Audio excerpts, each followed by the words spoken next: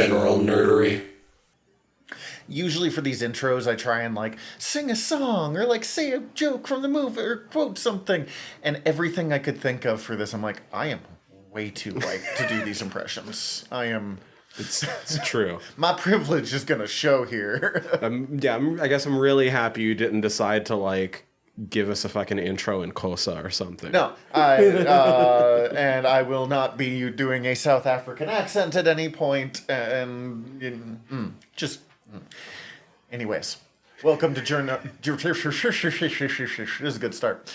Welcome to General Nerdery, a podcast about liking things. I'm Zach. I'm Tyler.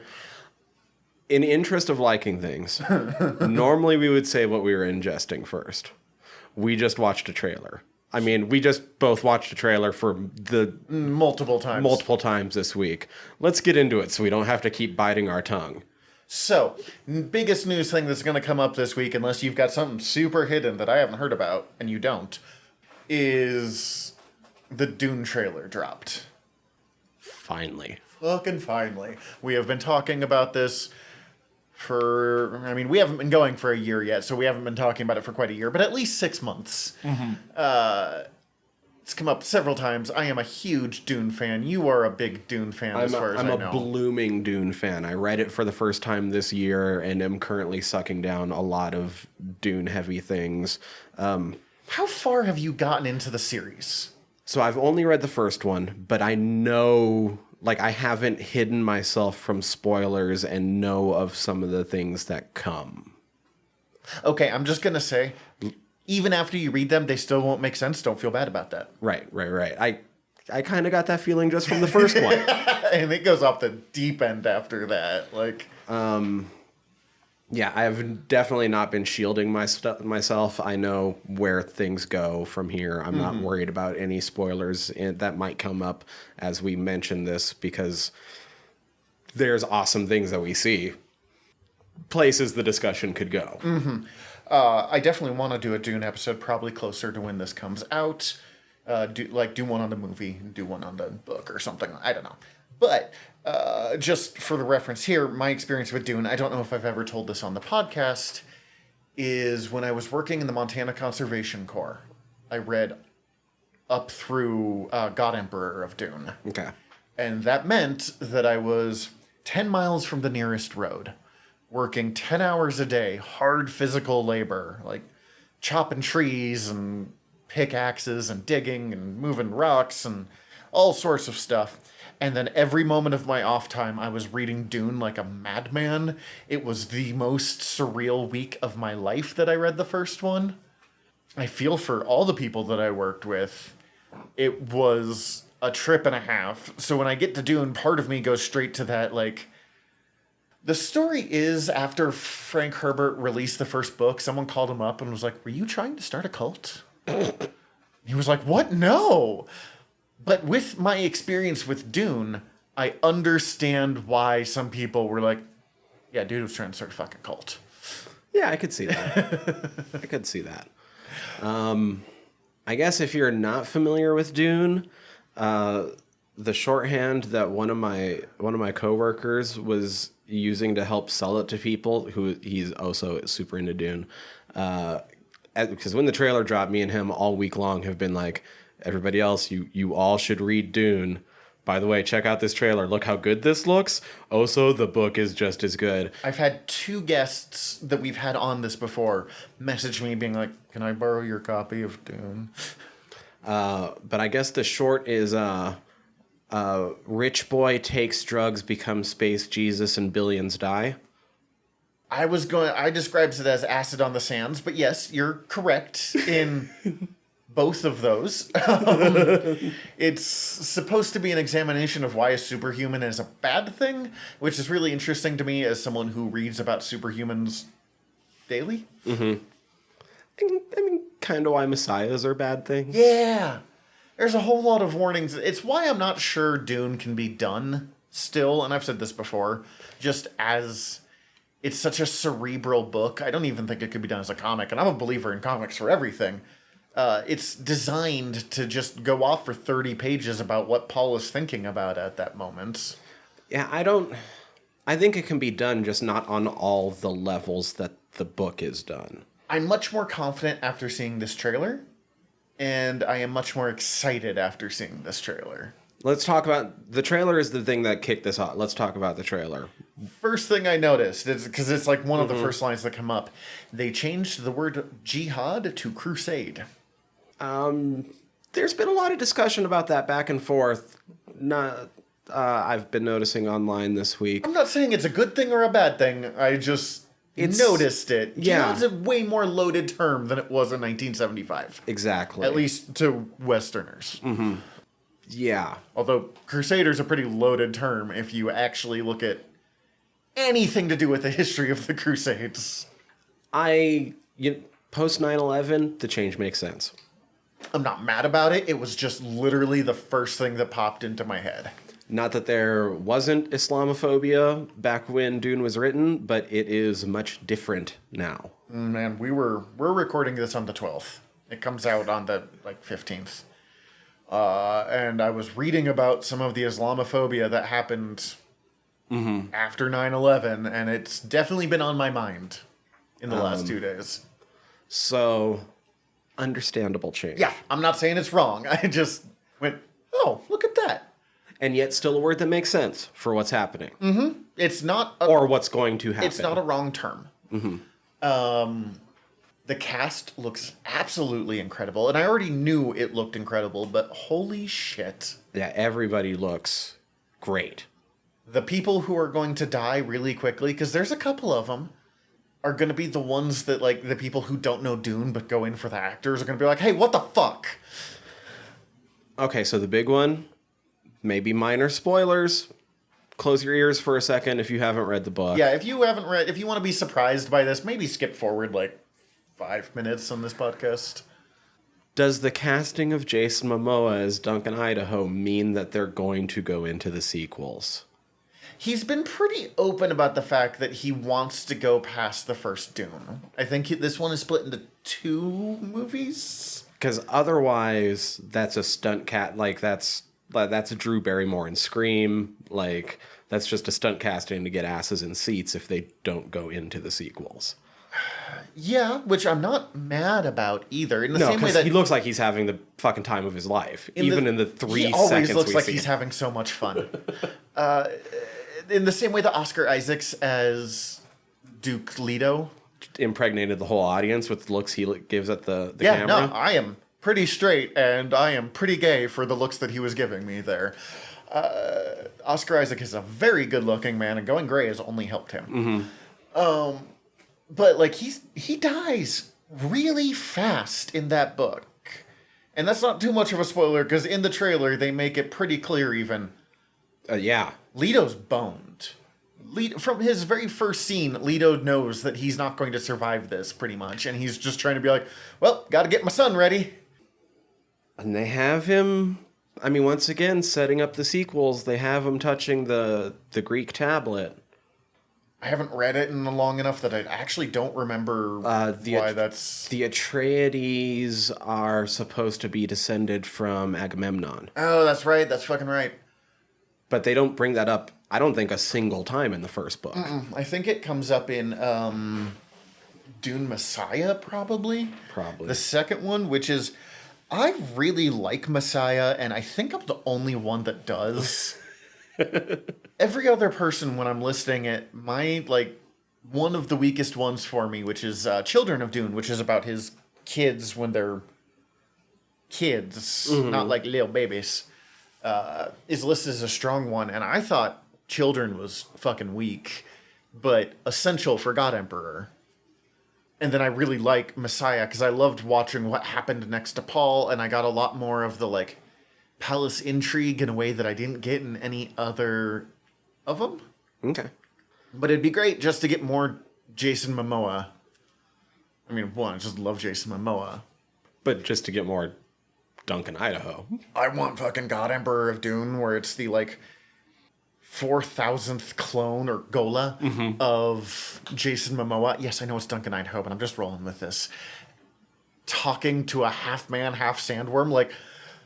We have the tech that we can do that, but there's a lot of people that can't accept God Emperor just of how fucking weird it is in a novel, how the fuck are they going to do that as a live movie? Yeah. Actually seeing that. Holy, I love God Emperor, by the way. It is the weirdest goddamn thing I have ever read in my life. I'm gonna be getting to the sequels before too long. Let's see. The still suits looked awesome. Still suits look. I definitely the whole time thought of that bit of the interview where I think it was Oscar Isaacs. It's like, those don't actually keep you cool. We're in the temperature that the like books talk about, but without any of the water air conditioning going on there. Which is hilarious. Those look fucking miserable in the hot ass weather. Because this is what, Gobi? Maybe Sahara? I think so. I don't remember for sure. Mm-hmm. I know I was keeping track at some point. The shields felt like a shout out a little bit to Lynch. Yeah, I mean, you can't talk about Dune without talking about the Lynch movie. For good and bad. Mm-hmm. It was a real attempt. It was a major, like, that was a lot of money that went into making a movie, and it doesn't that work, even he doesn't like. but also has developed a real cult following in its own right, and you can see that he legitimately wanted to do this right. Yes. This isn't like someone fucking phoning it in and it didn't work. It was just executive meddling and a weird fucking book that doesn't translate well to this medium. Although the imagery was spot on in those. Very 80s, but like... Yeah, no, did a great job. World felt like a world. The sleeper must awaken. But yes, because you guys totally saw me do the hand. Yeah, the weird shield thing. I noticed that they went the exact opposite route of the Bene Gesserit in this one. Like their stylistic look, because that was one of the first things I was thinking, because the David Lynch like giant fucking hoods that don't even have to touch the head and stay their shape. I was like, it's become a very iconic science fiction look for the Bene Gesserit. When I was reading the Dune books, because I watched the movie years before I read the book, because I was a kid. I used all the visuals from the David Lynch. I saw the like weird big fucking things. And in this one, instead of like nothing touches her head, she's got the like mesh like thing, veil. and it's just like taped to her face. It actually, I found it distracting because I just kept being like, God, that can't be comfortable. That would drive me up a wall. Chalamet looks good as Paul. Chalamet looks great. I've never seen anything with Chalamet. The only thing I know about him is John Mulaney has a joke about his wife having a crush on Timothée Chalamet. It's a good bit. Yeah. My wife's obsessed with this Timothée Chalamet son of a bitch. Be nice. Zendaya looks great. We have Batista, this Beast Raban. Looked creepy.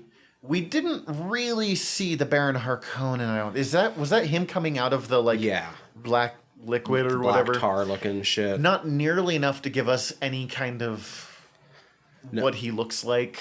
Right. I can't wait to see him being the anti-gravs. Mm-hmm. That should look great. Keeping his fat ass up. We saw a little bit of probably Peter the Mentat. Yes. A tiny bit of that. We saw a tiny bit of Dr. Yue. Did we see any of... Oh, God, what's his name? We didn't see any Stilgar that I can think of. None that popped out to me. And we didn't see any Liet Keynes, the doctor who... No, there's a second of Stilgar. Okay. That's who's taking off their still suit mask.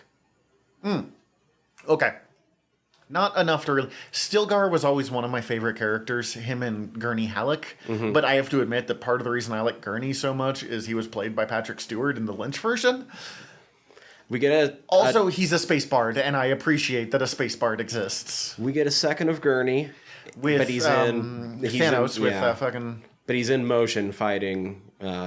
It's the duel that they have with the shields before they leave Caladan. That actor's fine. He doesn't excite me like almost any of the other actors here. But it's going to be cool to see fucking Brolin is... It's going to be great, yeah. Gurney Halleck. I believe he can do it. He actually looks closer to what Gurney Halleck is described as looking, especially if they scar up his face a little bit, because Gurney is supposed to be not a good-looking person. Who's playing the Lady Jessica? We saw her for a quarter of a second. Rebecca Ferguson. Don't know who that is, but that's okay. I think I've actually seen her in more things, but the most notable thing I've seen her in is Doctor Sleep, the Shining sequel. Yeah, I haven't. She plays the bad guy and is mesmerizing. She is so good. So. Well, if she plays the bad guy psychic in a Stephen King novel, she's pretty set to play the Lady Jessica, who's... Okay, there's no good guys in... No, not really. No, it might be why I like Stilgar, because he's like the closest there is to a good guy. He just wants to look after his people and get rid of the colonizers. Like, Paul does what he has to do to survive, but does atrocious fucking things for it. Yeah. Jessica, same way. She reminds me of Alexander the Great's mother, who did amazing, remarkable things, but they were all horrific, remarkable things to protect her child's legacy. Yeah. Let's be honest, Paul Atreides and Alexander the Great have a whole lot of overlap. Paul's more impressive, because he actually had to earn and build the army, as opposed to Alexander, that Daddy gave him the greatest army ever built. Plus, he had to ride the worm. So when the worm fucking pops up, because Cece has no experience with Dune. I don't think she's seen the movie. She's never read the books. She knows that I'm a big fan, and she's kindly listened to me rant about Dune a couple of times. But the fucking sandworm pops up, and it's this big fucking thing, and I go, oh, it's just a little guy. And she just fucking died. I was surprised they showed it. I thought they were going to show the sand start shifting and then cut to I knew they were going December. I knew they were going to show the worm. I'm not surprised they didn't show the whole worm, but just the open maw.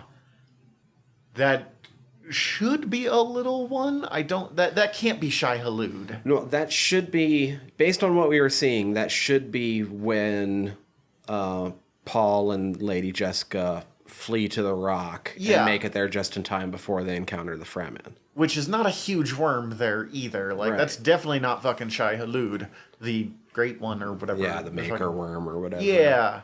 Basically the god of Arrakis.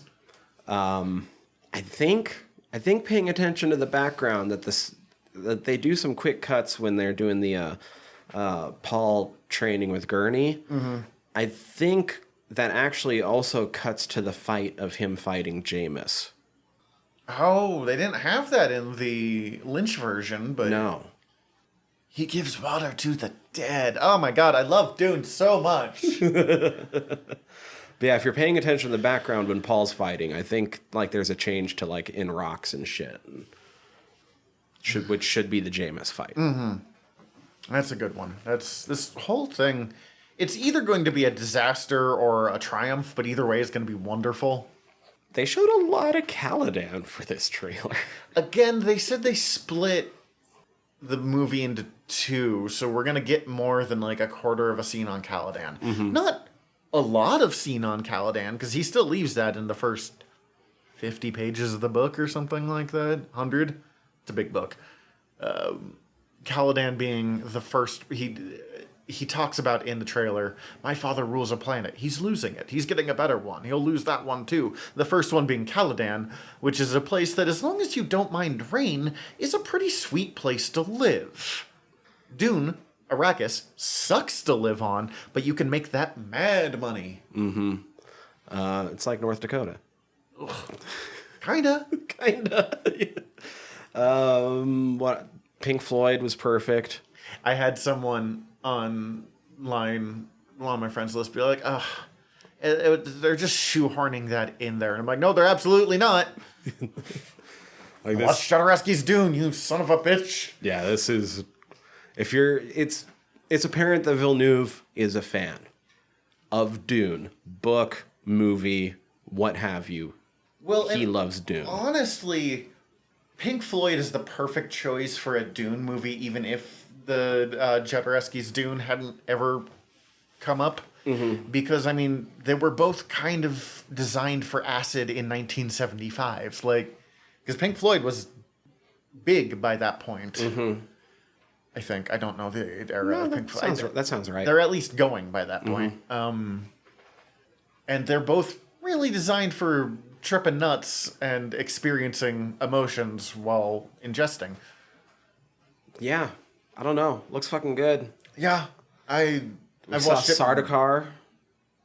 The Sardaukar are cool. We've seen a bit of the Fremen, who are fucking cool. The fighting looks good, so the weirding way is going to be space kung fu. Thank God. I liked the sound guns, and I had to struggle to remember that they're not sound guns while reading the book.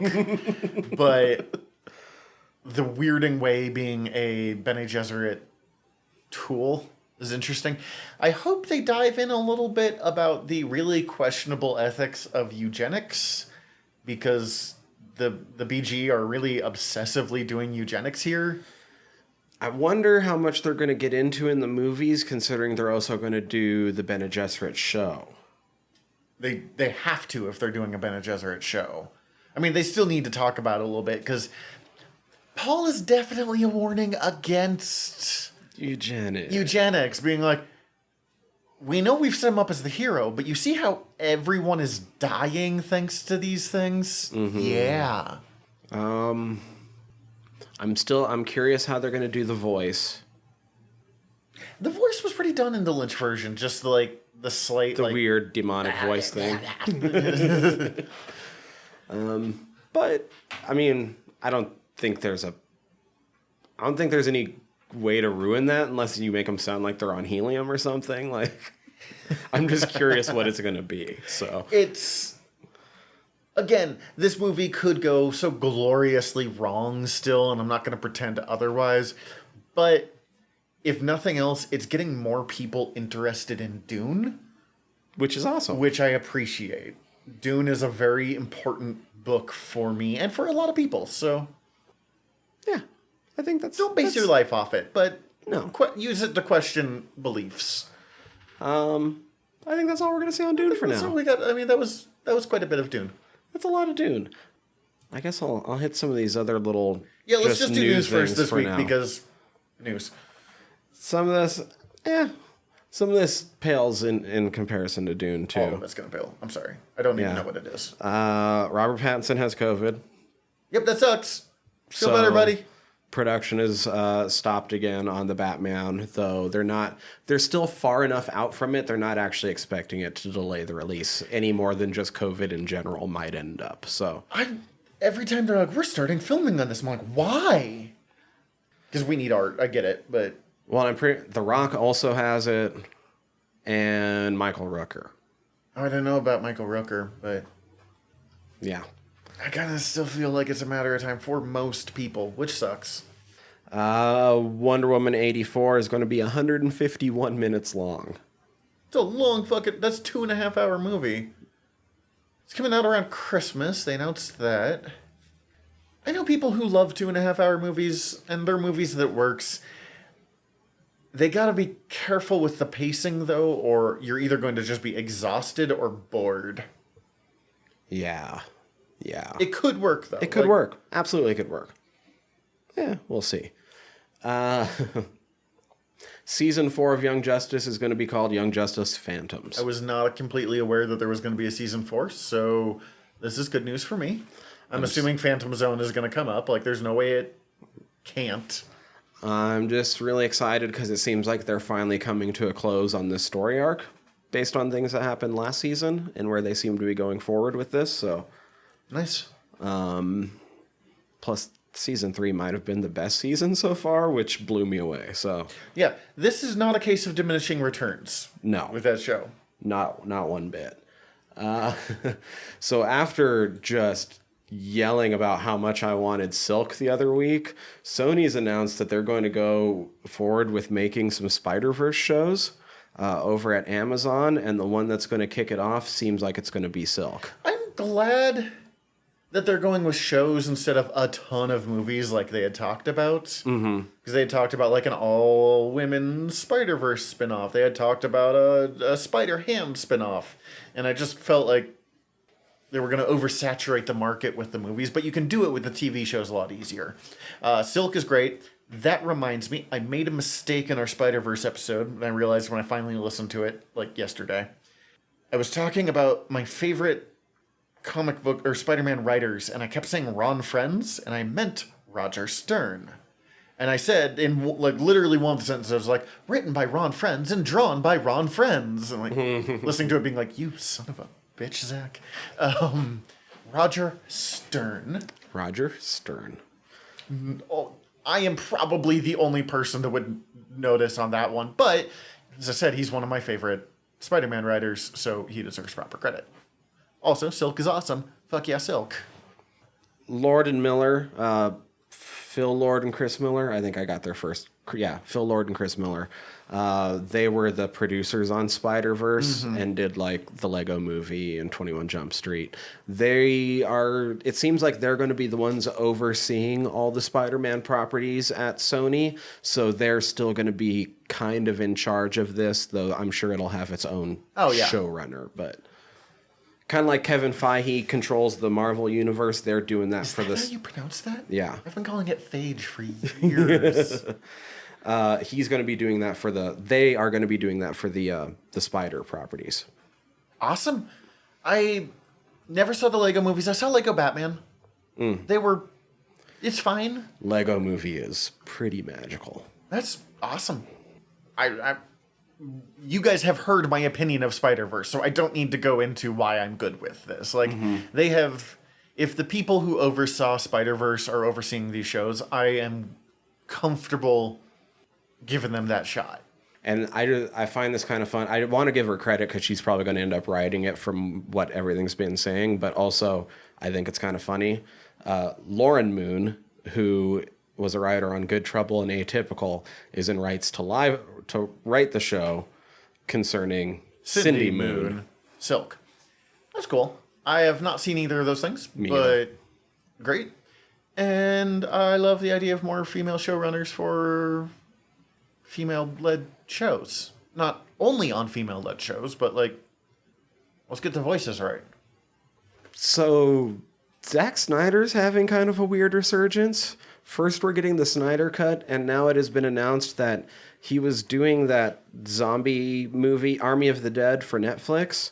That's becoming its own universe, and they're going to be doing an animated series tied into it and like a prequel series tied into it. That is some confidence for a movie that hasn't come out yet. So we're getting a Snyder zombie verse, which I'm all for because probably his best film is still the Dawn of the Dead remake. So great. I just thought it was weird that like suddenly they're like, here you go, Zack Snyder. You were working on a zombie movie. We're just going to give you a zombie universe.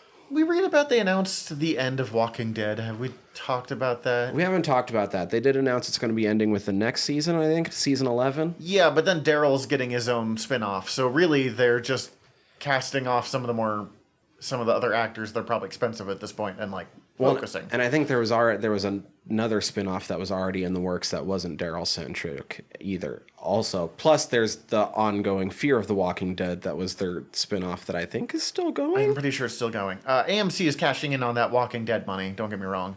But I'm wondering if Netflix is thinking they can horn in on that a little bit.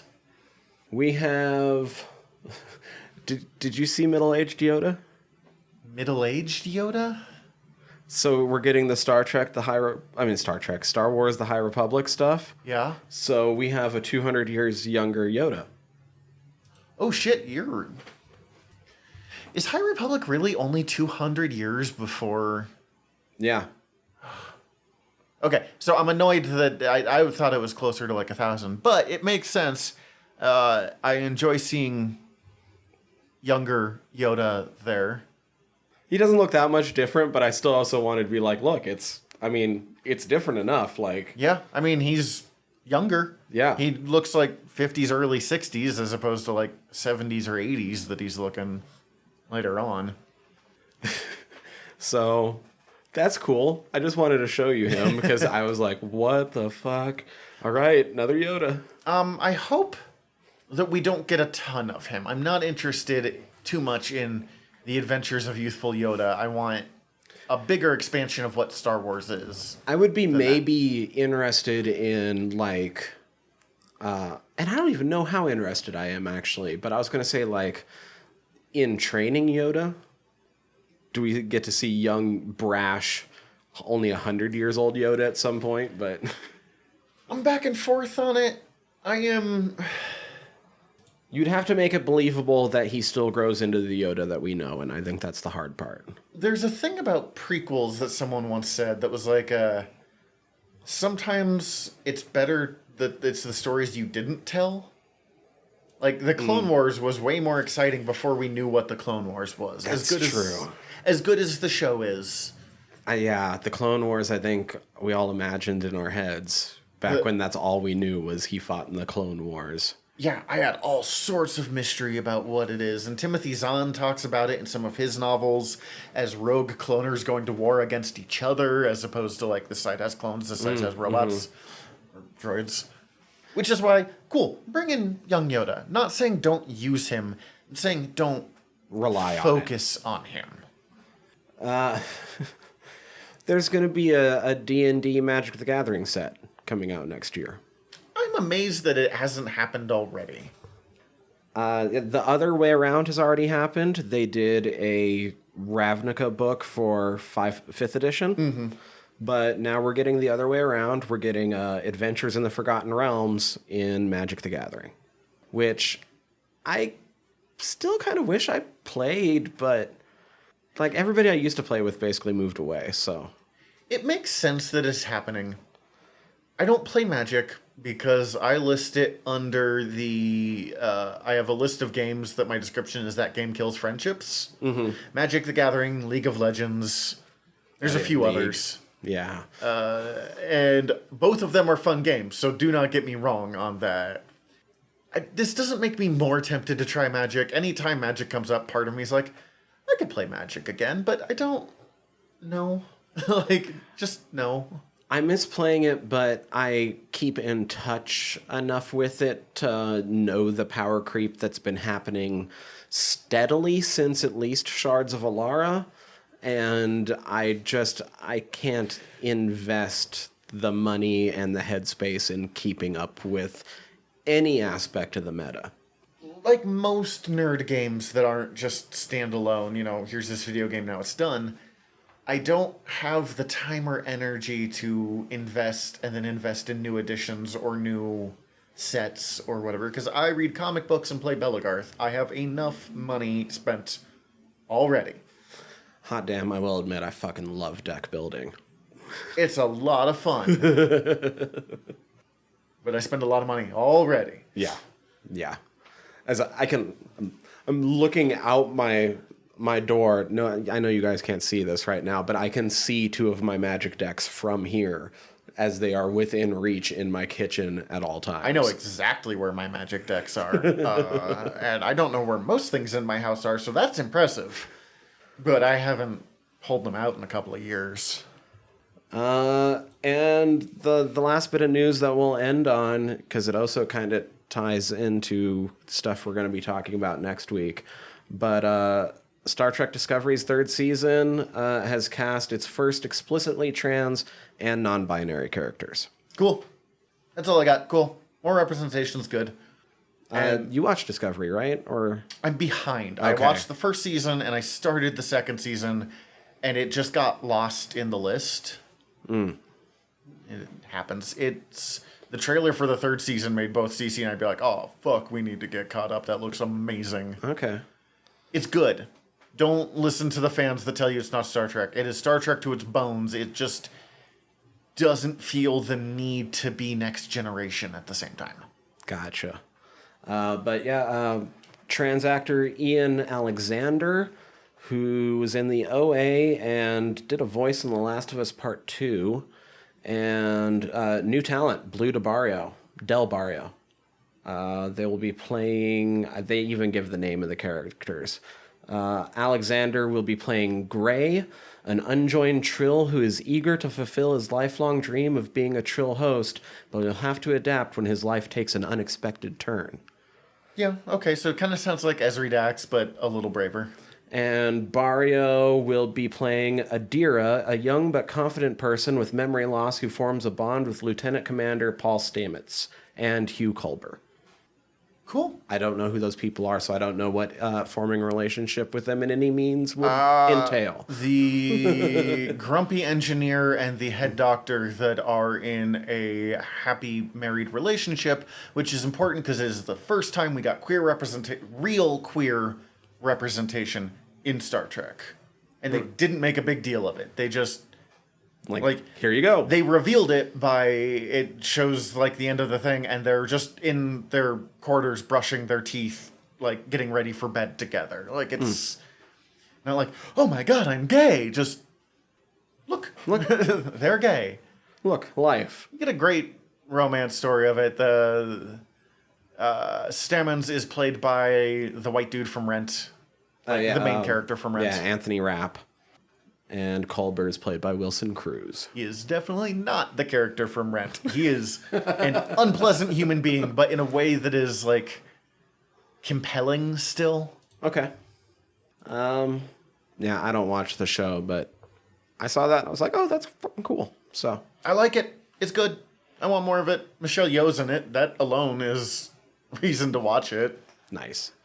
That's all I got for news. Cool. But we haven't done what we were ingesting. What have you been ingesting this week? Beyond the Dune trailer that I've seen like 8 times. Let's see. I wasn't sure if I was going to do this year, but I have been doing my yearly listen through of the audiobooks by Stephen Fry of Harry Potter. Oh, okay. And I have been testing the waters to see what my relationship with Harry Potter is anymore. The answer is complicated. I still enjoy the books. I am able to divorce myself from Harry Potter and J.K. Rowling more than I can with, like, other artists. I'm not saying that everyone should or everyone should still like it. And I really thought hard, because I always, September the 1st, the first day of Hogwarts, would start listening and I'll listen through all the books. And I wasn't sure if I was going to do it this year. But my friend who is... I think they're non-binary. I'm just going to go with queer because I know they fall somewhere, but I'm not 100% sure where. Who listens to these with me every year was like, no, we're doing this, right? Like, and I had a couple of friends talking about how important Harry Potter still was to them, even though they were done with JK. When, even, trans friends. So I thought that I could, I didn't necessarily need to just cancel my love of Harry Potter, but I do need to re-examine my love of Harry Potter. Mm-hmm. And it's not nearly as fun to listen to it when I'm just like, fuck. It's interesting when they have a particularly good line, not like, oh, this storyline, just a really good, like, sentence. I get mad at J.K. Rowling now for whatever fucking reason. I'm just like, they've got a bit where Draco Malfoy, who's being a douchey little 11-year-old in the first book, is showing off and telling stories about flying brooms, and all of the stories invariably end with him barely dodging Muggle helicopters. And that sentence was just so well written, and I did not say it right, but that sentence was so well written, it makes me laugh every time. And I laughed, and I was like, God damn it, J.K. Rowling. Mm-hmm. That sentence is too fucking good for your turfy ass. How far are you through it all? I'm in book 4, because the first 3 are real fast listen-throughs if you have any, like, length of time to listen. Mm-hmm. And I took a pause, and I've been thinking about starting Dune, but I have really low energy lately, and Dune takes a lot of energy. It's dense. Uh-huh. It's dense.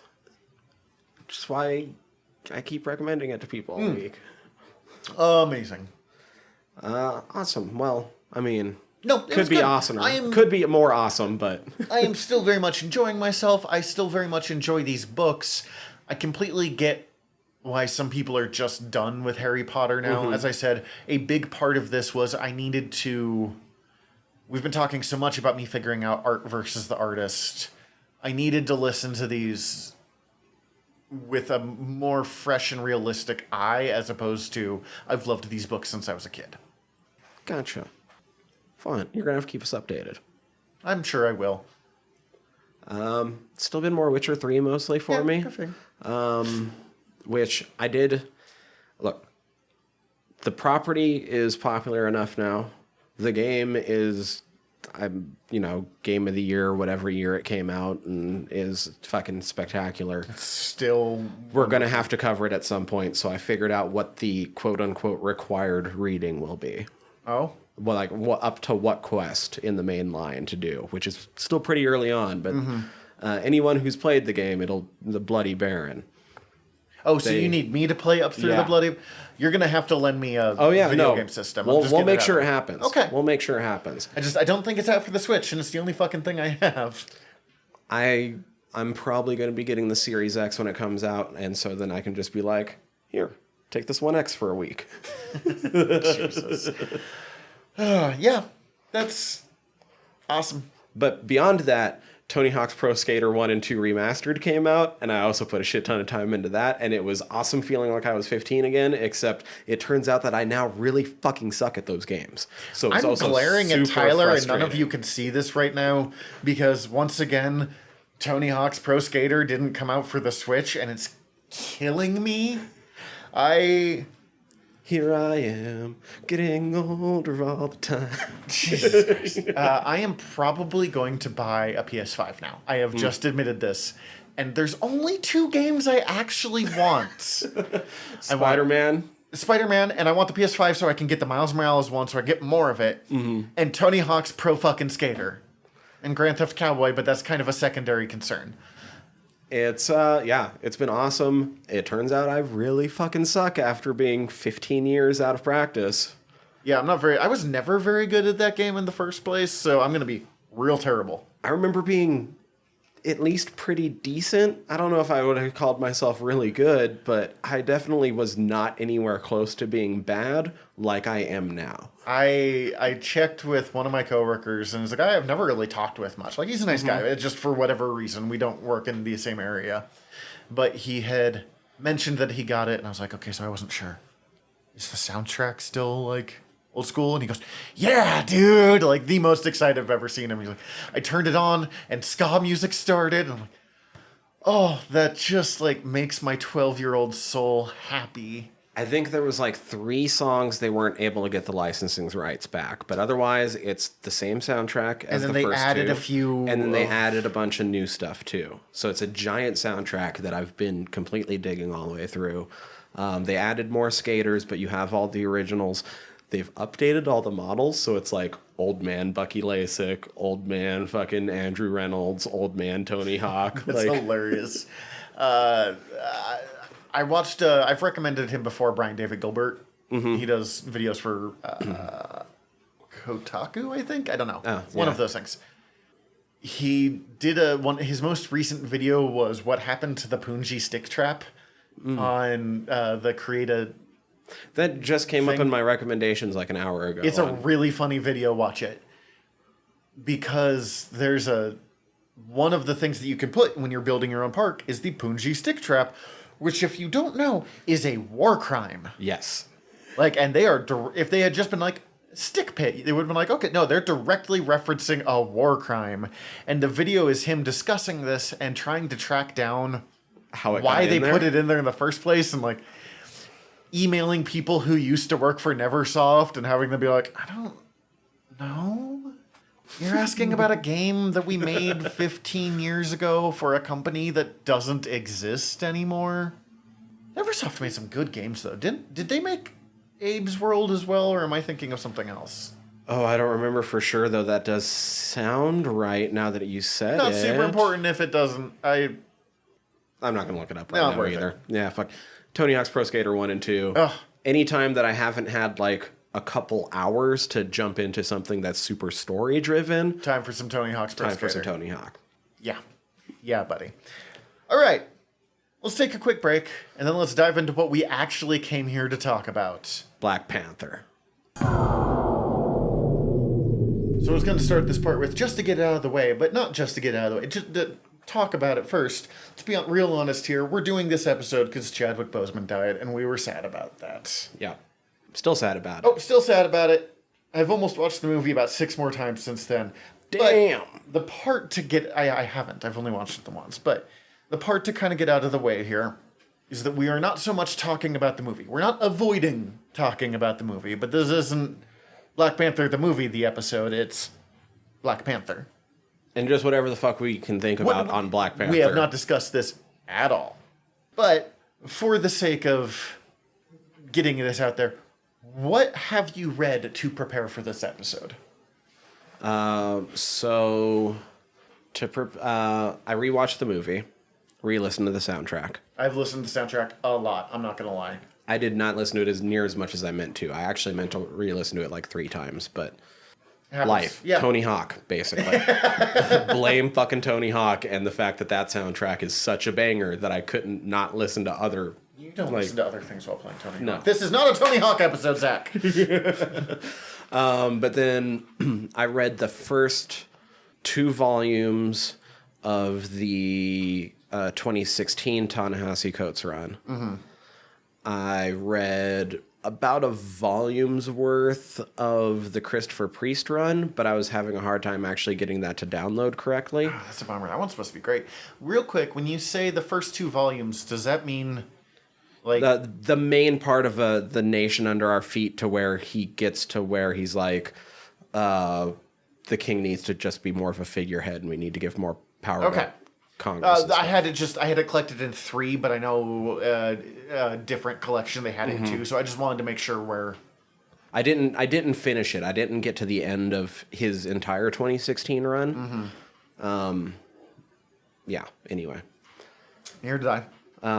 But yeah, about the first volume of the Christopher Priest run, not as much as I wanted to because it was good, but I'll talk a little bit more about that here in a second. And almost everything to date of Ta-Nehisi's Intergalactic Empire of Wakanda. That's great. We talked about it before. I have not bought that one yet because I'm waiting for the final volume to come out, and I just want to sit down and bash it out in one because it's the end of his run too. Mm-hmm. Let's see, what did I do? Oh, and also just because they were included with the Nation Under Our Feet stuff, there was a couple of the older, like him first running into the Fantastic Four. I was wondering if those ones came up. I read that. I've read Panther's Quest. Yeah. Which we'll definitely discuss Panther's Quest, but so the ones that are included with that collection, I read those. Let's see. I mostly read Ta-Nehisi Coates. I read all of A Nation Under Our Feet, which is the first storyline that he does, and I have read most of the second storyline, which is Avengers of the New World. I kind of stopped because I had just bashed out 4.5 volumes of Black Panther in like 2 days, and it's a wordy fucking run. And Avengers of the New World isn't nearly as strong. It's not bad. It's quite good still, but A Nation Under Our Feet is much stronger. And I started the Jack Kirby run, which is the first Black Panther... not the first Black Panther solo series, but the first one titled Black Panther. From one of Black Panther's creators. It is the most absurd thing I have ever read. He, in this group of, stupidly rich collectors that compete over dumb things, have to go find King Solomon's frog, which is a time travel device in the shape of a little frog statue hidden in King Solomon's tomb. Yeah. Because finding King Solomon's tomb wasn't weird fucking enough. He had to turn it into let's track down a time travel... Frog. And then go to the future and meet the far, far, far evolution of humanity. Oh. It's bonkers. I love Jack Kirby's 70s run. Because he had been reading a bunch of bizarre science fiction and like ancient astronaut stuff. Mm-hmm. He's like, I don't believe it, but it makes for great storytelling. It was just telling the weirdest 70s sci-fi. Nice. I guess that's a good place to start with. Black Panther was created by Stan Lee and Jack Kirby, and I know you have the information, so can you give us the Fantastic Four issue number and year? Number 52, July 1966. This is kind of an example of why, as much as Stan Lee drives me up a wall sometimes, like the complicated history of Stan Lee, I also really love Stan Lee. He created Black Panther because he was watching the civil rights movement and he was looking at, black artists that were working for Marvel at the time and being like, we don't have a single black lead character. We need a black hero. And he created, with Jack Kirby, the first superpowered black character in comic book history. There had been black characters before this, but they'd all been unpowered vigilantes. Usually, there was Lobo, who was a cowboy. There were several jungle men, kind of Tarzan kind of motherfuckers. I'm actually impressed that they did the black cowboy, since so many people get that wrong. That there were a ton of black cowboys? Yeah, like 1 in 4 cowboys were black. Yeah, because they wanted to get the fuck out of Dodge. Yeah. The Adventures of Briscoe County Jr. starring Bruce Campbell. Thank you. I started saying Ash, and I'm like, that's right, but it's not. It's so right, but the best character in that show is a black cowboy named Lord Bowler. Oh, it's so good. But Black Panther. And they had taken steps to have black representation. By this point, Spider-Man was already out. They had introduced Robbie Robertson, who was the editor-in-chief of the Daily Bugle, who was a black man, which was revolutionary for 1965, 1966. Mm-hmm. But there wasn't a black hero. And you can tell partly from the costume that they were a little nervous about releasing a black hero. Originally, Kirby's design was much more African-themed. There was a lot more bright colors. Oh, okay.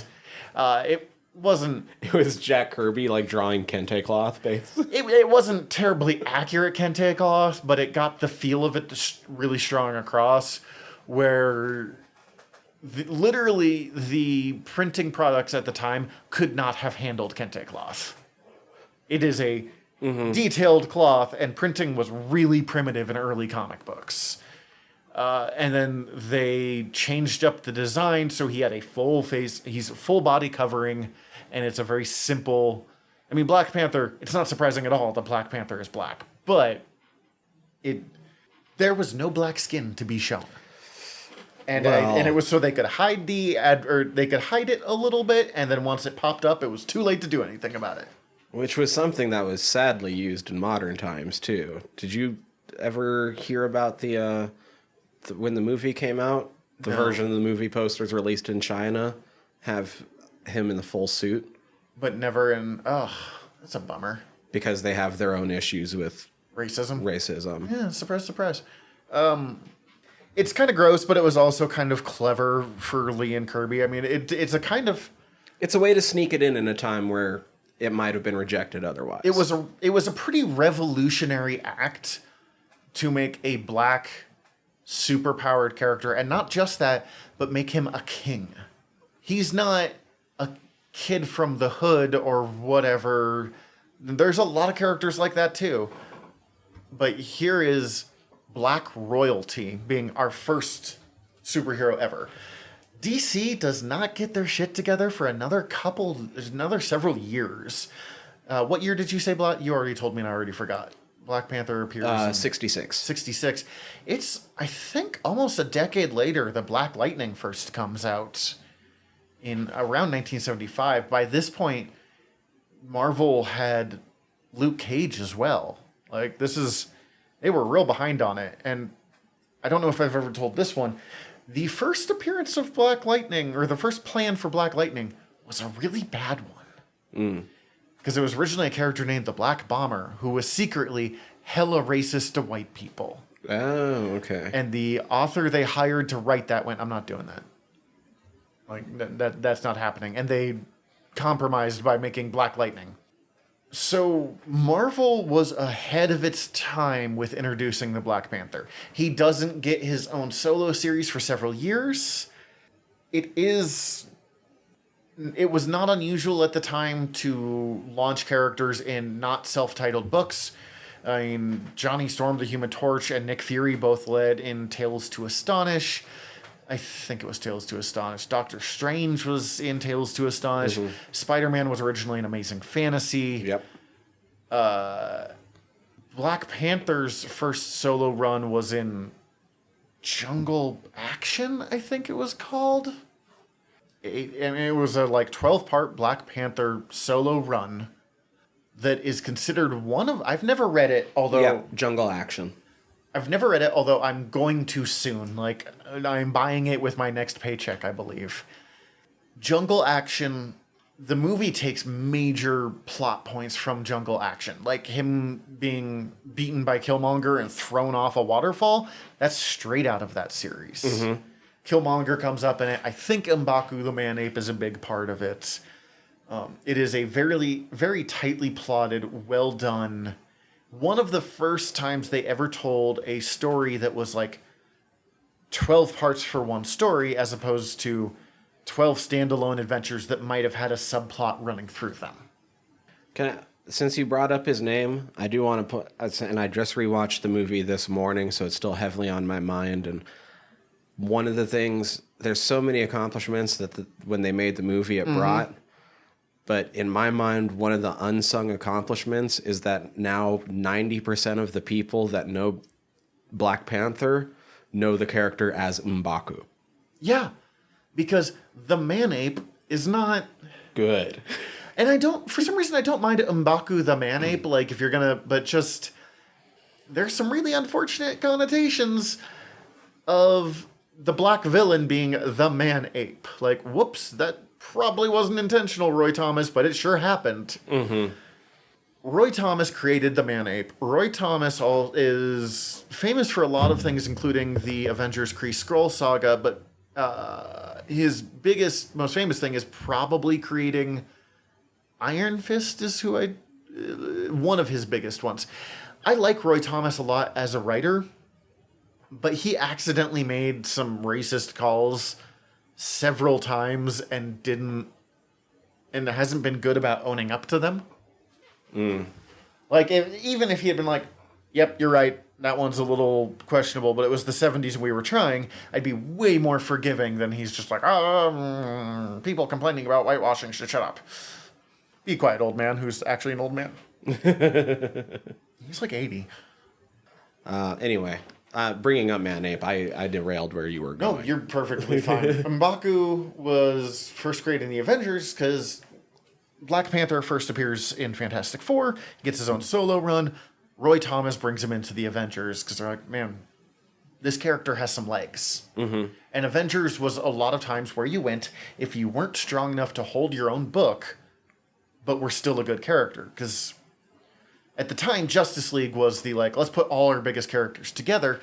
That's not the point of the Avengers. The Avengers was, let's put more of our B-level characters together and create an A-level team out of it. Yeah.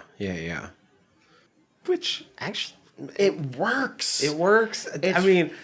Disney Marvel did it all over again with the fucking movies because none of those characters were A-list when those movies started. It's why I like... Cap, Thor, and Iron Man, any one of them being in the Avengers, or all of them.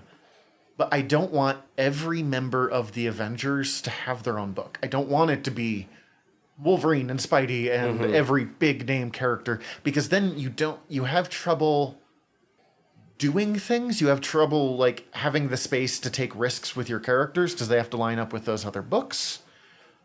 And Justice League suffers from this all the time. With Avengers, when it's, Black Panther when he's not running his own book, and Hawkeye and Scarlet Witch and the Vision, you can make major changes to your characters and still have it good. Black Panther joins, in his words, because he wants to keep an eye on Earth's mightiest heroes, because he doesn't entirely trust them, and he needs to look after Wakanda, and one of the best ways he thinks he can do that is to make sure the Avengers don't go too far. It brings up a thing that exists in the comics that doesn't exist in the movie that I've seen. Panther plots everything. He's kind of Batman-like in that he's almost always got an ulterior motive to benefit Wakanda. After having, pounded out Black Panther hard this weekend, like I said... all those things I said that I read to get ready, I basically put off till this weekend. So that was yesterday and today. So It's it was a all major part of the Priest run. super fucking fresh in my head. And then when I rewatched the movie this morning, I'm like, oh, they made him dumb in this. Not Not dumb, dumb comparatively. but yeah, he's not nearly as much of a like sleuth and scientist and plotter. He's just a good man that wants to be a good king. He's way more willing to be ethically gray. Not like Namor willing, but way more willing in the comics. And it's one of the things I like about him, because I like Spider-Man for his purity, kind of. Black Panther doesn't have that and doesn't need to have that. He's got way bigger responsibilities than this neighborhood. He has this country. Well, and I was going to say that is one of the big things when you're reading the comics is that some of the fights that he's in, it's not just a superhero fighting the villain. It's an extension of the country. It's the same, almost the same thing as waging a war against some of these villains. Maybe not in the scope that we're normally used to, but he is kind of a fucking one-man army when he needs to be, too. Yes. So. You said you read the Priest run. A little bit or of it. started the Priest. It's like 60 issues long. I'm not surprised you didn't read the whole thing. Christopher Priest is one of the more important voices in comic books. I don't always like his writing, but that is supposed to be like his magnum opus of a book. And I'll tell you what, the little bit I read was super good and super engaging, even for some of the weird things that come up in it. It's another one that the movie draws major inspirations from. Everett Ross, who is Martin Freeman in the movie, comes from that run. Oh, he's the narrator for it all. Or maybe not at all. I think it changes at a point in the story. But at the very beginning, he was created... What I like about Priest is he is one of those writers that is very willing to talk about how he is writing about the black condition to a mostly white audience and holds no apologies for that. So he's like, well, they need a white guy to look at Black Panther if he's going to make any sense to them. So he created a white guy to have the kind of... He's like, it's not racist... But it's almost racist thoughts that come up.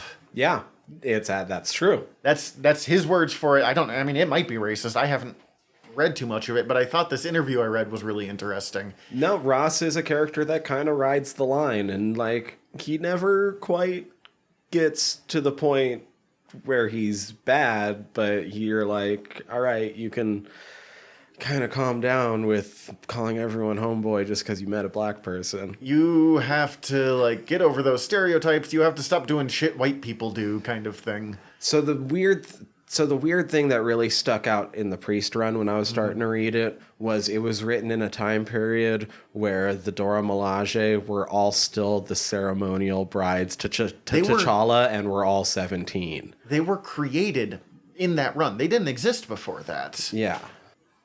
Yeah, ditching that and making them just the bodyguards is way stronger. That makes them more like what are they? The fishmongers in Dune, the all-female army that Duke Leto, not Sandworm Duke Leto creates, Emperor Leto. Yeah. Anyway, not important. That's from way later than you've read. The ceremonial wives bit was always it's a little problematic. Yeah, ceremonial betrothed. It's a little bit... Should be stated in the... T'Challa is pretty openly like, no, this ain't happening. You will not be my wife. They do steal the names. The creepy part is like how Ross is kind of like, dude's got it made because of this. Oh, gross. What is her name? Nakia? She's the romantic interest in... There's Nakia and there's the general, and I'm sorry, I do not remember either of their names. But they're the two... The names are from the Okoye. two... Okoye. They are from the Christopher Priest run as well. They're like the two Dora Milaje in that one. Nakia turns into a villain and is not a romantic interest in the comics. Definitely is in the movie, which I thought was a little weird, but okay. They didn't have storm rights, I get it. Nakia is back to kind of being a love interest in the intergalactic empire. Weird. Because it's different, Nakia. That's... I haven't read that yet. I know. It's got... I will give the set... I don't want to get too much into it, just partially because I don't want to spoil it for you. I don't want to... It's super new. I don't want to spoil it for anybody, but I will give some of the setups because it's one of the things I read more intently. Yeah. And it's like... It's my recommendation for the week. Oh, okay. So we'll save it for we'll save it for I'm them. sorry. We'll save it for them. Just prepping for you to do that. And Yeah. you're giving me the look of like, hurry the fuck up, Zach. One thing I like about the Christopher Priest run, from what little I have read and what I've read about it, is Black Panther was not taken very seriously before Priest got his hands on the character. And one of his goals was to change it so he was taken seriously, because he didn't want Black Panther to be one of the B-level Avengers that does not look impressive because Thor is next to him. He needed to make him impressive in his own right. And as much as I've always liked Black Panther, if Priest hadn't done that, we would not have had Chadwick Boseman playing Panther just 2 years ago. Fuck. It's good. I need to read more of it. We keep saying, I'm like, I started reading it, now I need to finish it. But It's a weird book. There are parts of... As I said, I really like Priest, but every once in a while I'm like, God, I am not enjoying what I am reading right now. So he can be a little uneven. But he puts a lot of thought into his work, which always has me excited. I do have to say, there's times it looks really silly, but I really enjoy caped Panther costume. I was curious about that. The variations on the Panther costume is a very wildly, like, not argued, but the opinions very strongly. Some people really don't like fancy Black Panther. They want, I mean, even the, like, silver decorations from the movie and stuff, people just want black. I really like in the Ta-Nehisi Coates way of doing it, where the shading around the mouth is made to look almost more like a panther's mouth, so it gives him more of that cat look. Putting my hands in front of my microphone and talking into them, so whoops. But other people really like, the full-on Black Panther with the big cape and the gold bling and sometimes even some fur over the top of it, going all out. I guess, what do you prefer? What is your ideal Black Panther costume? So, oh god, most of the Ta-Nehisi Coates run is drawn by Brian Stelfreeze, but there's a couple issues that aren't, and I'm trying to remember who the name of the other artist is. Leonard Kirk does some work. Oh, in the International Empire of Wakanda. No, some of the early. So in that run, there's an iteration of the costume that's pretty close to what you were describing, with like it makes it look more like a panther face. But the way that the artist tended to do it was, if you were far away, it looked like a panther face. And when you got up close, it was kind of stylized onto his face itself, and you could actually see the human as well underneath. I really fucking dug that. That's a well done thing. For me, it's variable. Like, when he's going off on his, like, missions, I don't necessarily want him wearing the full cape and the full everything. It was pointed out that he's supposed to be stealthy, and that is very not stealthy. But I like him to have that for, like, when he wants to show some pomp and circumstance, or when he wants to make sure he's taken seriously, show up in full regalia. I also appreciate the Ta-Nehisi Coates run, a lot of times when he's not being Panther, he's wearing like traditional African clothing over the Panther costume, which I really like. Batman, I generally want to look like Batman. I think the Black Panther costume can be pretty variable based off whatever the needs of the moment are, because he has to be, as we've talked about, sometimes the superhero, sometimes the leader, sometimes the King of Wakanda, and sometimes a soldier. And all of those have different requirements. Yeah. Requirements that are really hard to balance, as I learned by reading those fucking storylines. Yes. I don't think he comes up in any of those. There is a character that Priest created that was a spin-off of Black Panther named White Tiger. who, at the very end of the Black Panther run of his run, sales were flagging, so they decided to change up the book. And so they had a cop from America, because Black Panther was operating in America a lot for some reason, steal an old Black Panther uniform or find one and become like a knockoff Black Panther. And they eventually changed it up and give him an all-white costume and like a leather jacket, because it was kind the of 90s. like the what are they the called? War Dogs or whatever they're called. Yeah, the Hatut something. Hatu, I'm not going to try. I'm too white. But I mean, it looked like the Panther costume, but it was white, and it was all white. In the same way that a lot of times he'll be all black to make him stick out a little bit, and they made it look like this costume was glowing. It's real cool. It's not Black Panther, but it is Black Panther enough. Like Gotcha. He's a spin-off enough that I keep hoping he's going to pop up in the Ta-Nehisi Coates, because they've used fucking everyone else. They used a dude from Fantastic Force, and Fantastic Force is a remarkably bad comic book. X-Force was really popular, so a rumor that they were going to X-Force the Fantastic Four came out, and the editor-in-chief was like, well, they came up with the idea, we might as well do it before someone else does. And so Fantastic Force happened. It's bad. That's who's from? He's in Avengers of the New World, Oh, the okay. next I didn't run. get to the Adventures. And then. he wears like green and yellow, and I think he has earth-based powers. They don't use him much. Gotcha. But Okay. clearly Ta-Nehisi Coates has read everything that came before when he was given the job of writing Black Panther. I mean, he's a big fucking nerd in the first place. Like, he was already in his weekly column at The Atlantic that usually discusses politics. He'd sometimes just talk about comic books instead.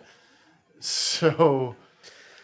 Also, yeah, fucking Ta-Nehisi Coates fucking wrote Black Panther. Like, that's insane. one of the most important writers in America, probably. He's writing Captain America right now, and I haven't read it, but I want to. That was actually how I got my girlfriend to go to Black Panther with me when it was in the movies. You were like, Ta-Nehisi Coates? I was like, this is supposed to be inspired by Ta-Nehisi Coates' run. And she's like, wait, who? Back the And fuck I'm up like, there? I'm like, yeah, I know you know who that is. Let's go. That's great. That's just wonderful things about your girlfriend, amongst other things. Which, by the way, the Nation Under Our Feet storyline and the movie, although not similar in what actually happens, are wonderful companion pieces. Oh, they work very well together. One thing I like about Nation Under Our Feet is it's one of the first ones to really challenge the idea of he's a king. Like, there's a lot of reasons why him being a king is kind of important, but also, it's 2020. Like, just one man in charge of everything is not exactly a great look for the world these days.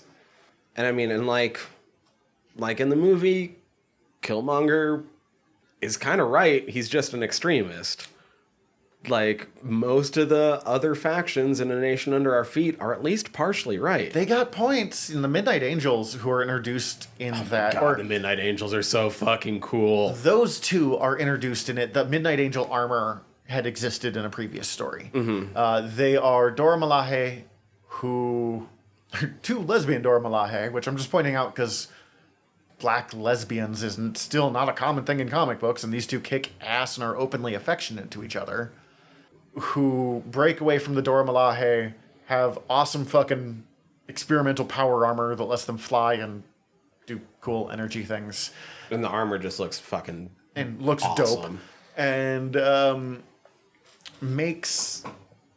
starts leading a revolution, being like, hey, women aren't being treated well, and maybe we shouldn't just have a king in the year 2020.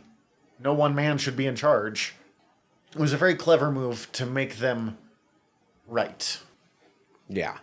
Yeah, I mean, everyone was a little bit right at least. Not one of the guys. There's one dude that just is kind of an asshole, but that's okay. Just dropping everything. I don't know if you can hear that, but... Like, if you like the movie, read at least that storyline. It also does insanely cool things with Shuri. That's the thing I can't believe I mentioned. And it kind of sums up why I don't necessarily want her to be the next Black Panther, or if they do, only temporarily, like she was in the comics. Not because I don't think she can be Black Panther, but because we can see she can be so much more. Because in this version, Ta-Nehisi Coates was so devoted to everything that happened before.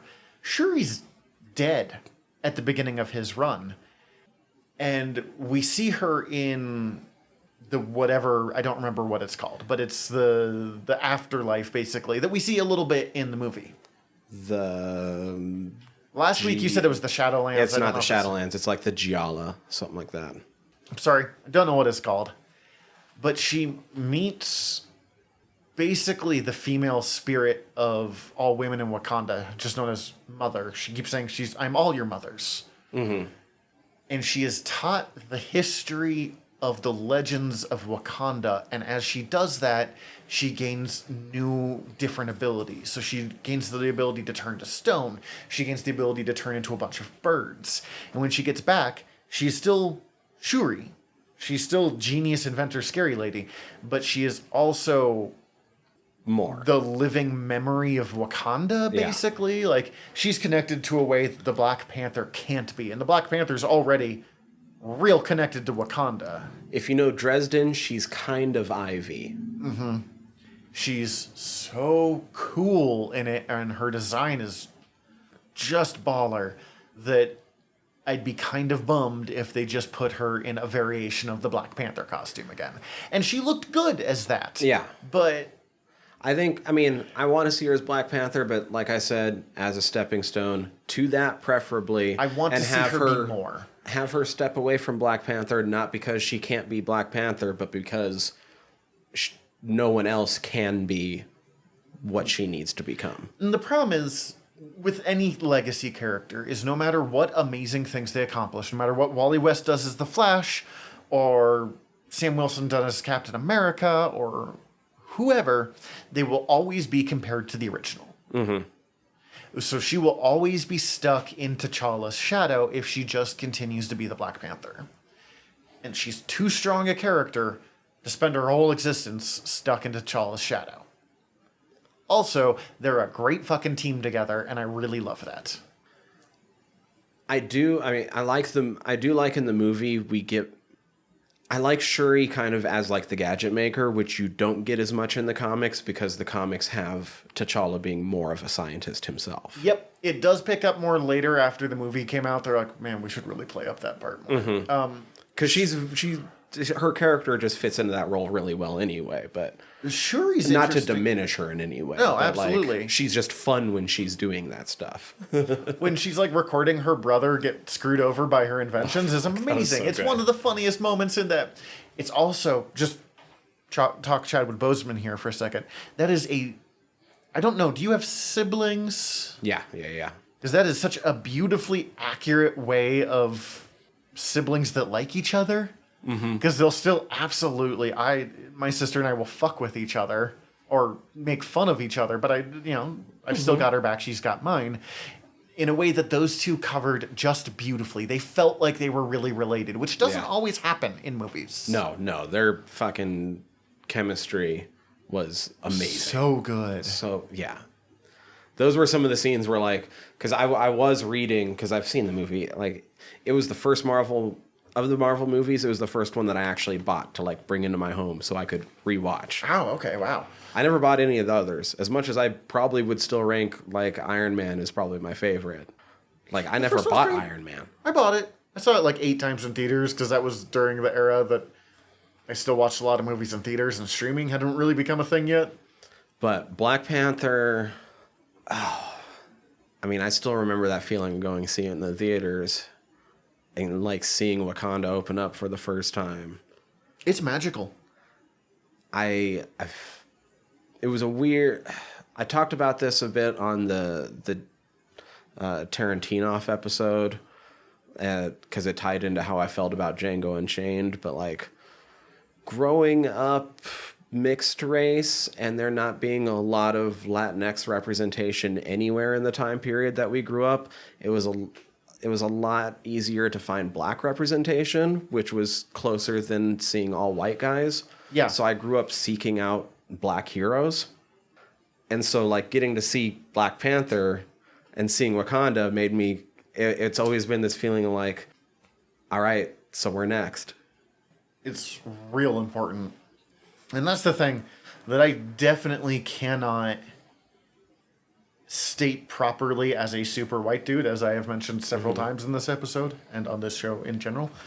The reaction some of my black nerd friends have had of like how important Black Panther is to them in a way that no character ever really will be for me, because people that represent me on media are just a dime a dozen. Yeah. I think my main representation was Speedy Gonzalez. Ooh. I'm sorry. No, we fucking love him. Oh, okay. Because he's exact opposite of all the fucking lazy stereotypes. That's true. I guess when I am thinking of how racist Speedy Gonzalez is, it's not necessarily Speedy himself, but his cousin. but his cousin and every other mouse, yeah. Mouse and person in those, and ooh, yeah. But Speedy's great. Oh, thing I didn't mention about Shuri that I thought was super interesting. She didn't exist in comics till like 2003. Wow. She's almost 40 years younger than Black Panther is. Damn. But because there's so little, I mean, Jungle Fury or Jungle Action ran for like 9 to 12 issues. The Volume 1, the Jack Kirby run, ran for like 18 issues. There was a 4-issue miniseries, and there was the Christopher Priest run.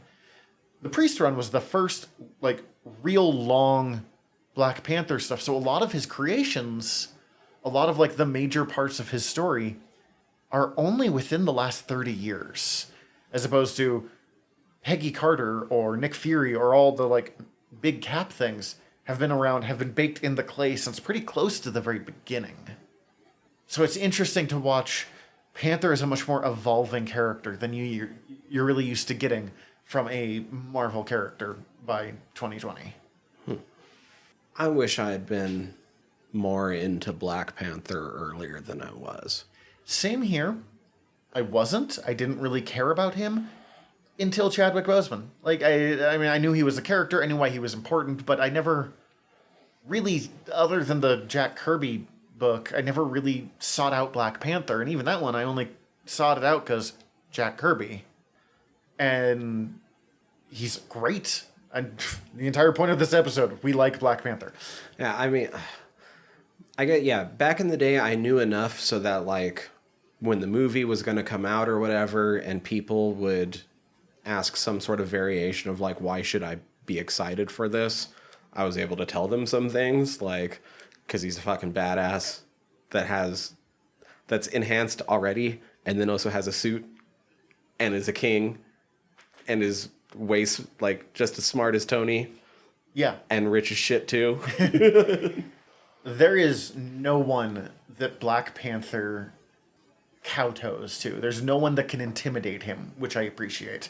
He can talk to Captain America or Tony Stark or even stand up to Thor and stand up on his own right. He's one of the few characters in the Marvel Universe that Doctor Doom talks to with respect. Mm-hmm. I mean, he'll also try and take over Wakanda and be a giant douche to him, but, like, that'll happen when you live in the Marvel Universe. Doom treats Black Panther much like he treats Namor, which is as close to an equal as you can get, while still being Doctor Doom. That was a big moment when those two talked to T'Challa like an equal in the comics in the Christopher Priest run. Like, I've read people talking about how that was a defining moment of that run. Well, it's just neat that with the character of T'Challa, you get to even see moments like that from those characters. You know what I mean? Like, you don't have many other characters run into those guys and able to have that kind of conversation that they have any of the times they meet up. But then what's also fun about him is you can put him on street level stuff, much like how Spider-Man will work on almost any level. Black Panther does too, just in a different way. Because his power set is similar enough to a lot of street level heroes that you can put him in there. There was actually a run where he was recovering from some trauma, and Daredevil needed to take some time off. So Daredevil was like, "Hey, do you want to look after Hell's Kitchen for a while?" And there's like a 30-issue run of Black Panther in the world of Daredevil, like taking on the Kingpin and Lady Bullseye and all that stuff. And he works there too. You put him with Luke Cage is amazing because you get two characters that very much epitomize aspects of the Black experience and Black culture, but in exact opposite ways. But they deal with each other with respect, as opposed to, it would have been so easy to have those two fight or not like each other. Kind of be dicks to one another, and they'll fight, but while still being like, "You're the motherfucking Black Panther. You're one of the 4 people in the world that Luke Cage looks up to." Fuck, Black Panther's cool. Yeah, I don't really have that much more. Black Panther is cool. My recommendations are going to be a couple of runs to check out. I already said what the run I'm going to say to check out is. I just haven't told you guys what it is yet, so. I think we have. But on that note, I guess, unless you have anything else to say, let's just jump to that point.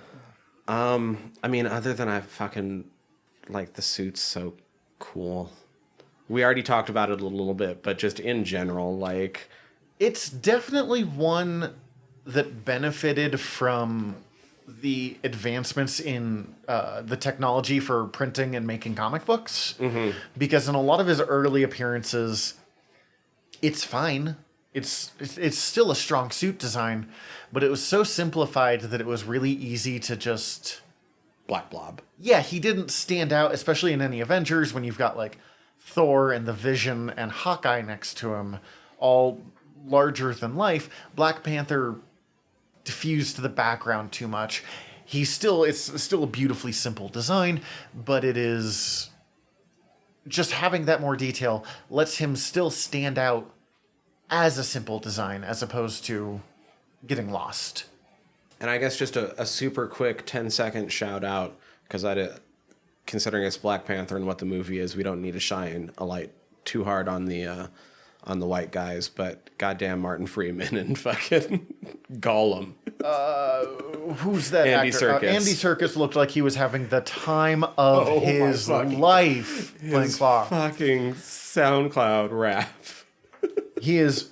One of my only critiques of that movie is Claw is not made to be very dangerous, and it's easy to underestimate Claw because he's a goofy motherfucker, but he's actually a really, really dangerous villain. But I also get how this man is made of living sound was going to be a hard pull with a live-action comic book movie. But yes, definitely, Martin Freeman and Andy Serkis are great. When we say that entire cast is amazing, we mean that entire cast Is fantastic. Forrest Whitaker. Oh my god. Fuck, Michael B. Jordan. I almost didn't want to bring him up because I'd start talking about him too much rather than Boseman, and Boseman just passed. But when it first came out, a lot of people were like, Michael B. Jordan overshadowed Boseman. And as I've had time to watch it, I don't agree with that. But Michael B. Jordan is so compelling and makes Killmonger such a strong character. And I think he felt like he overshadowed Boseman at first because, one, we had never really had a character like that in cinema, or at least in like big tentpole cinema. And he's so not ostentatious, he's so loud, unapologetically so. That he feels confident, he knows he's right. That he steals every scene that he's in. But watching it later, I did really realize how strong Boseman really was against him. But he's not playing that same loud character. I mean, his whole story is to have to take these things in from all these different parts of his life and be like, so where do we go forward? Where do we go forward? And his quiet confidence was so... It's such a good balance to Michael B. Jordan's that I think with a different actor in either case, both of the roles would have been brought down. Other actors could have played those roles, but the chemistry those two had, even in their very brief scenes, made each other stronger. And I want to keep seeing Winston Duke in Everything Forever, fucking M'Baku. He was so good.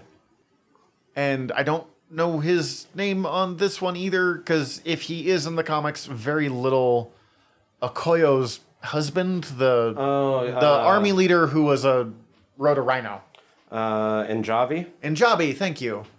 Njabi was real good. He once again was understandable. Maybe don't turn on your wife like that, like bad Njabi. But Wakabi. Sorry, Wakabi. that was my bad. Wakabi. Played by Daniel Kaluuya. He was also very good. Coming off of Get Out, which is amazing. Holy shit, Get Out's good. Everyone. I could just literally name every character in that and be like, they were so good. Actually, since we have just said some of the character names, I do want to just... Chadwick Boseman is T'Challa, Michael B. Jordan, and Jadaka, Eric Killmonger.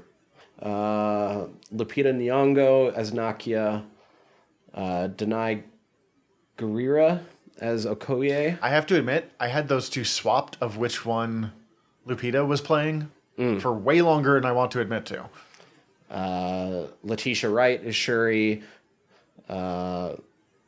Said Martin Freeman, Winston Duke. Angela Bassett is Ramonda. Forrest Whitaker played Zuri. And that's the main cast. John Connie was T'Chaka in the... Mm-hmm. And his son played young T'Chaka? Yes. Atandwa Connie. Awesome. Watch the movie, read the comics, check out, or I will save it for the fuck it. This is the recommendations now. Welcome to recommendations. Welcome to recommendations. It's on Disney Plus, Avengers Earth's Mightiest Heroes. It was one of the Avengers series, and it takes place before Avengers Assemble. Like, it came out before Avengers Assemble. It is very heavily based off of a mix of, like, the old school Stan Lee, Roy Thomas era of Avengers mixed in with the Brian Bendis era of Avengers. So, like, Secret Invasion, Civil War, stuff like that. And it has one of my favorite versions of Black Panther in it. It's just a very fun, in its kids cartoon, mirroring some Silver Age comic book stuff. But that Panther is a very strong character, and he comes in, like Panther should, holding no apologies to who he is or what he does.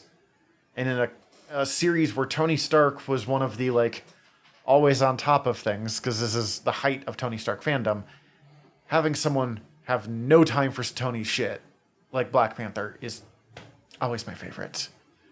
And then my other recommendation, check out Jack Kirby's Black Panther run. I can't believe I just forgot the words Black Panther. Check out Jack Kirby's Black Panther run. It is absolutely balls to the wall insane, and it does not stop. I remembered one other thing I actually wanted to say about I'm sorry, that was Black Panther. I jumped us forward. No, it's fine, because it took me all this time. I was going to say it at the very fucking beginning of the episode, and it took all this time for me to think about it. When we were first introducing, during the time period of Black Panther, kind of created before the Black Panther Party? Definitely created before the Black Panther Party. I cannot believe I did not tell this part. Well, wasn't it like... Because Black Panther Party took the name from a different group. Didn't that group already exist? I think so, but it was before Black Panthers had reached the national attention on any scale.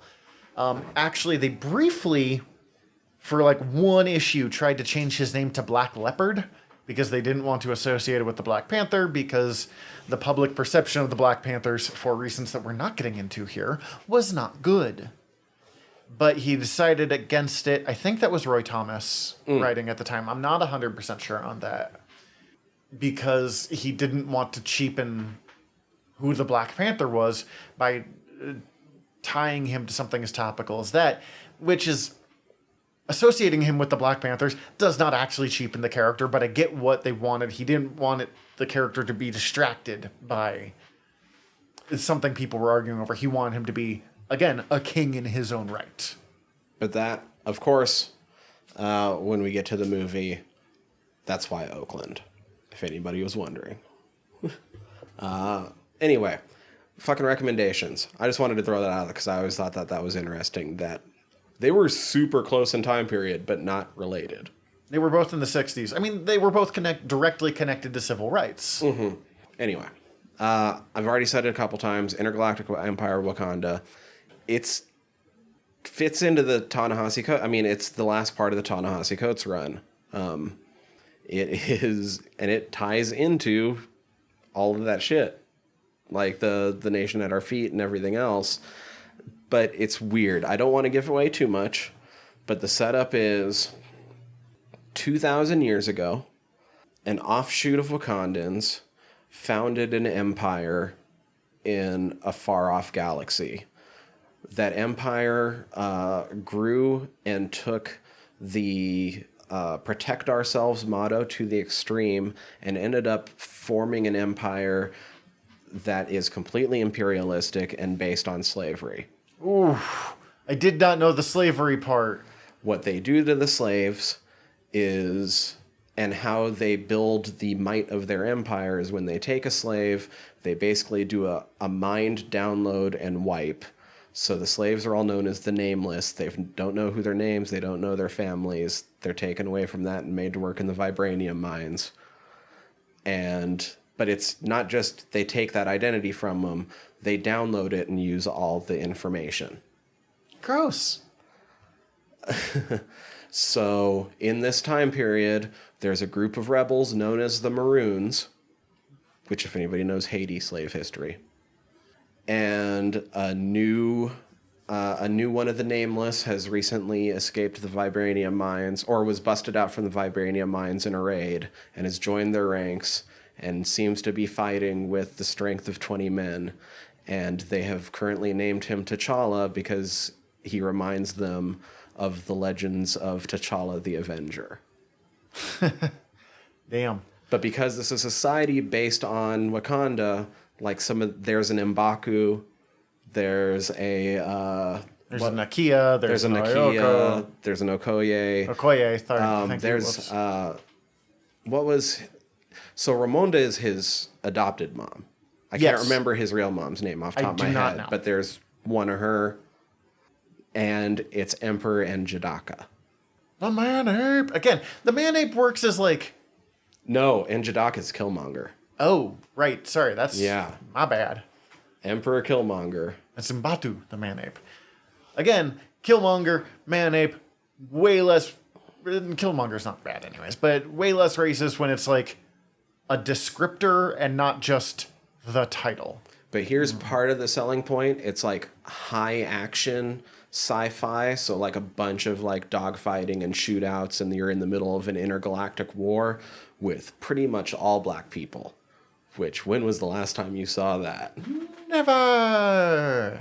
But it's also very, like, if you're reading into it, it's like, the Wakandan Empire is kind of Britain. And, like... Mm-hmm.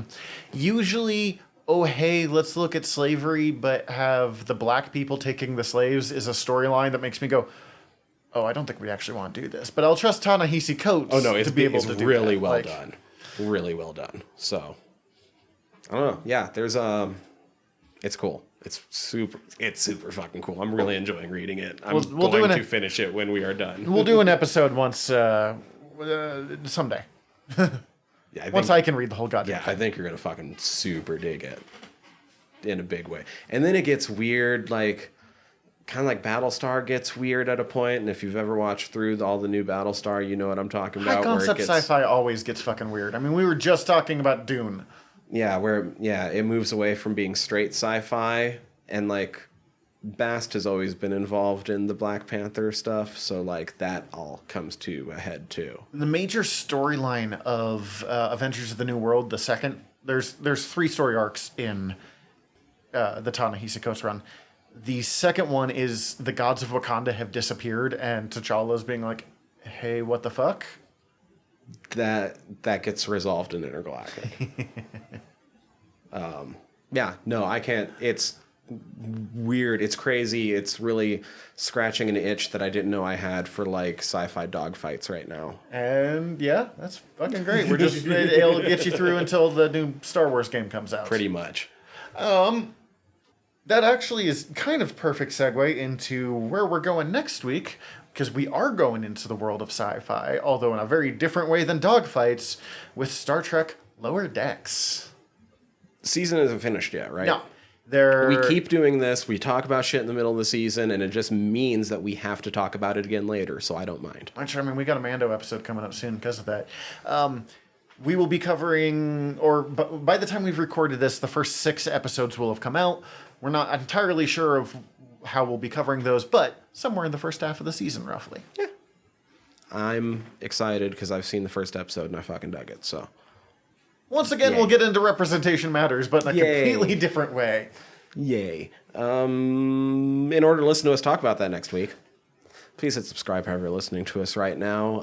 Also, if you can rate and review however you're listening to us right now, that would be super, super, super, super cool, because algorithms and the world being ran on them and getting people to hear our stuff, and like, you want us to be heard, right? Like, you're listening to us. I assume you want us to be heard. This is a weirdly passive-aggressive description of this one, Tyler.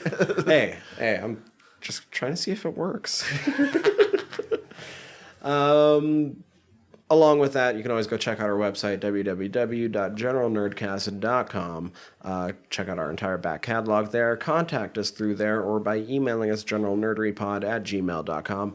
While you're over at the website, if you click the links up at the top, we are part of the Earworm Podcast Network. Listen to all the shows on there. Listen to me talk about horror movies over on Fried Squirms. Zach? You can listen to me on The Art of Wargaming talk about war and wargaming and war treatises. And that is EARVVYRM.com to just check out the network in general and keep up with all the things that are going to be coming up, like Word Balloons, which we already previewed for you guys. Yep. Still in the works, guys. Should be Still recording, coming. I think, the last few episodes this week. Yeah.